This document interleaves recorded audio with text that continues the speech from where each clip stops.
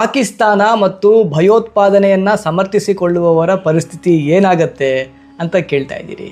ಒಬ್ಬ ವ್ಯಕ್ತಿಯಾಗಲಿ, ಸಮೂಹವಾಗಲಿ ಅಥವಾ ಒಂದು ಬಲಿಷ್ಠವಾದ ದೇಶವಾಗಲಿ, ಅದೆಷ್ಟೇ ಬಲಿಷ್ಠವಾಗಿದ್ದರೂ ಕೂಡ ಎಲ್ಲ ಸಮಯವನ್ನು, ಸಂಪತ್ತನ್ನು, ಶಕ್ತಿಯನ್ನು ಇನ್ನೊಬ್ಬರ ನಾಶಕ್ಕೆ, ಭಯೋತ್ಪಾದನೆಗೆ, ಇನ್ನೊಬ್ಬರನ್ನು ದ್ವೇಷಿಸೋದಕ್ಕೆ ಯಾರು ಬಳಸ್ತಾರಲ್ಲ ಅವರೆಲ್ಲರ ಪರಿಸ್ಥಿತಿ ಭಸ್ಮಾಸುರನಿಗೆ ಆದ ಪರಿಸ್ಥಿತಿಯೇ ಆಗುತ್ತೆ.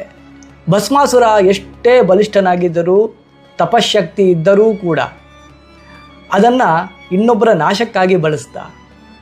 ಅಂಥವರಿಗೆ ಶತ್ರು ಹೊರಗಿಂದ ಇಲ್ಲ, ಅವರ ಅವಿವೇಕವೇ.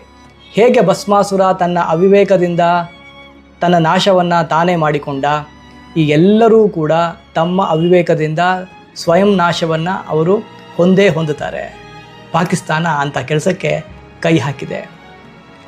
ಯಾರು ಇಂಥ ಭಯೋತ್ಪಾದನೆಯನ್ನು ನೇರವಾಗಿ ಸಮರ್ಥಿಸಿಕೊಳ್ತಾರೆ, ಇನ್ನೂ ಕೆಲವರು ತಟಸ್ಥವಾಗಿ ಇದ್ದು ಪರೋಕ್ಷವಾಗಿ ಸಮರ್ಥಿಸಿಕೊಳ್ತಾರೆ.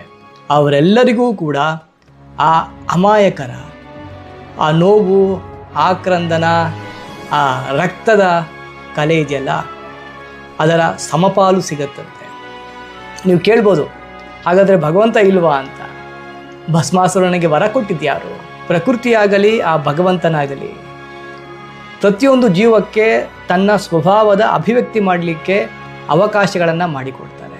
ಶಾಂತಿಗೂ ತನ್ನನ್ನು ತಾನು ಕಾಪಾಡಿಕೊಳ್ಳದೇ ಇರುವ ನಿರ್ವೀರ್ಯತೆಗೂ ತುಂಬ ವ್ಯತ್ಯಾಸವಿದೆ. ಒಳ್ಳೆಯವರಾಗಿ ಬದುಕೋಣ, ದಡ್ಡರಾಗಿ ಅಲ್ಲ. ಇತಿಹಾಸದಿಂದ ಪಾಠ ಕಲಿಯಿರಿ, ಇಲ್ಲ ಇತಿಹಾಸ ಪುನಃ ಪುನಃ ಮರುಕಳಿಸುತ್ತಲೇ ಇರ್ತದೆ.